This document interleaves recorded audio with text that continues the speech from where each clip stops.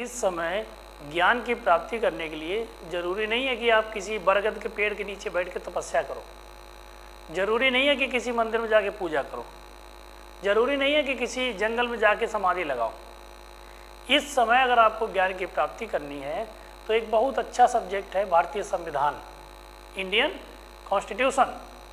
Indian constitution को जिस दिन आप पढ़ लेते हो और पढ़ के वास्तव में उसका इंटरप्रिटेशन कर लेते हो, समझ लेते हो, उसी दिन आपको ज्ञान की प्राप्ति हो जाती है। पता चल जाता है कि हमारे देश का सिस्टम कैसा होना चाहिए और कैसा है। भारतीय संविधान का पहला पेज जब आप खोलोगे तो उसमें लिखा हुआ है कि हम भारत के लोग, हम भारत के लोग, हमने ही अपना संविधान बनाया है, हमारे लिए ही बनाया है।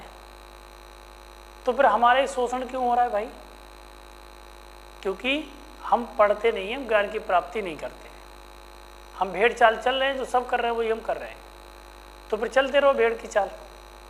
और जिस दिन आपने संविधान पढ़ लिया और पढ़ के समझ लिया तो कितना ही बड़ा अधिकारी हो, कितना ही बड़ा राजनेता हो, कोई भी हो, आपका शोषण नहीं कर सकता। और जो दो चार लोग पढ़े हुए हैं, समझे हुए हैं, उनसे कुछ होता नहीं है। क्यों? क्योंकि हमारे यहाँ लोकतंत्र है।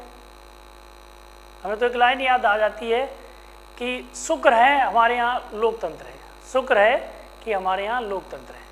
अगर राजतंत्र होता तो दिल्ली की गद्दी हमारी होती। तो लोकतंत्र में अकेले की आवाज़ दबा दी जाती है। जब तक आप ज्ञान की प्राप्ति नहीं करोगे बहुत बड़ी संख्या में, तब तक आप इसी प्रकार से दबाए जाओगे, इसी प्रकार से आपका शोषण होगा। बाबा साहब ये थोड़े कह के गए कि तुम मेरी पूजा करो, मेरी तस्वीर घर में लटकाओ।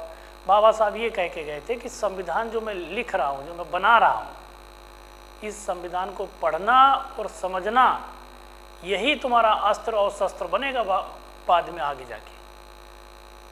तो संविधान पढ़ो और संविधान को समझो, संविधान की ताकत को समझो, कोई आपका शोषण नहीं कर पाएगा।